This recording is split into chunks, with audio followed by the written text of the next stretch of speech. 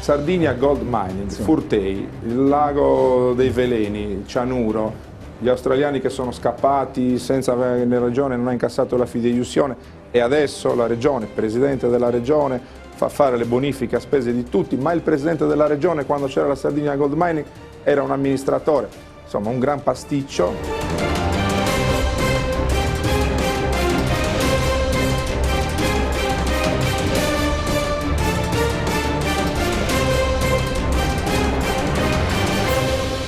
Io nel 2002 venni nominato presidente della Sardinia Gold Mining, restai in carica per un anno.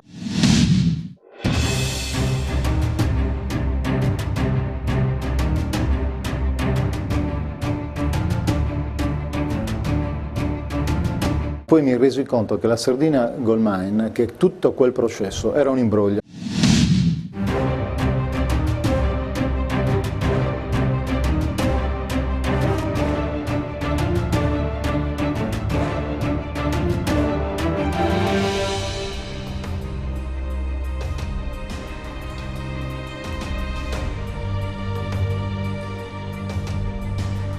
Cosa vuol dire era un imbroglio? Era una società di ricerca che aveva come unico obiettivo quello di reperire capitali in borsa e quindi ogni tanto lanciava ipotetiche scoperte per rastrellare capitali in borsa.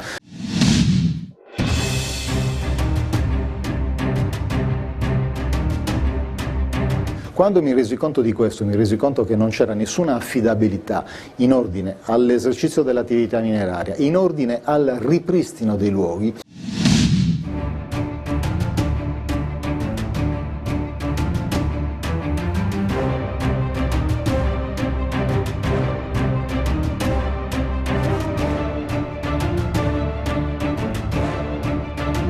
Io mi dimisi, ma non mi limitai solo a dimettermi, segnalai queste mie perplessità all'amministrazione regionale, all'assessorato all'industria.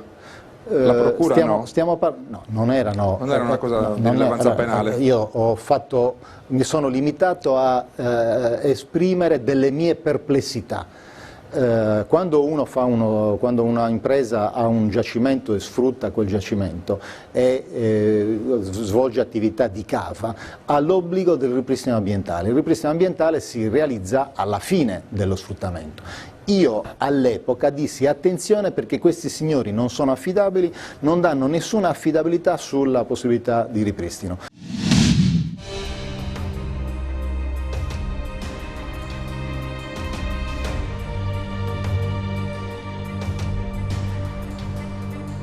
Lo segnalai alla regione e ho tanto di lettera che parla, e se non sbaglio c'era un assessore all'industria, il presidente della regione nel 2003 era Mauro Pili.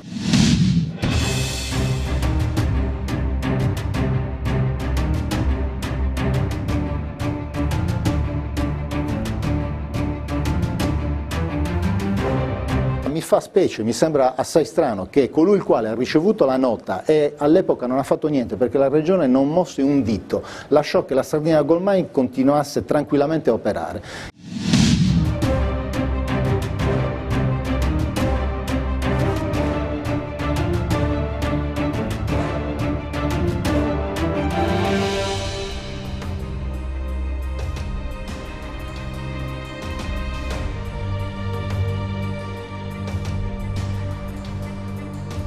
Io provo rabbia e mortificazione. Rabbia perché l'avevo detto e l'avevo denunciato.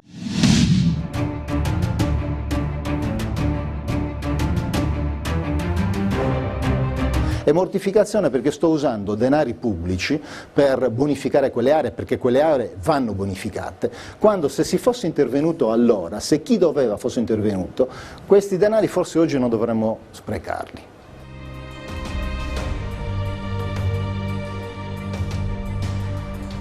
Cosa vuol dire era un imbroglio? Era una società di ricerca che aveva come unico obiettivo quello di reperire capitali in borsa e quindi ogni tanto lanciava ipotetiche scoperte per rastrellare capitali in borsa.